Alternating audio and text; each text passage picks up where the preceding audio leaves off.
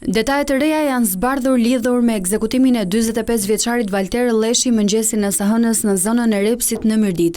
Veprimet hetimore dhe dëshmitë e mbledhura deri më tani kanë ndihmuar grupin hetimor të rindërtojë lëvizjet e viktimës në orët para atentatit.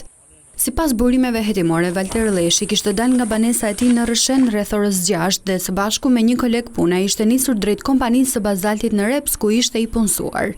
Rreth 2 kilometra para vendit ku ndodhi krimi, kolegu i tij ka zbritur pranë një lokali, ndërsa 45 vjeçari ka vijuar rrugën i vetëm me automjetin e tij. Ndërkohë hetuesit kanë marrë në pyetje familjar dhe punonjës të kompanisë ku punonte viktima, me qëllim hedhjen dritë mbi rrethanat e ngjarjes dhe identifikimin e autorëve.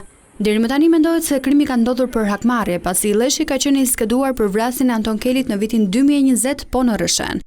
Anton Keli rezulton se është i afërm i Armando Gjinit, edhe ky ekzekutuar disa vite më parë në një sak të përgjakshme me një tjetër fis në Rrshen.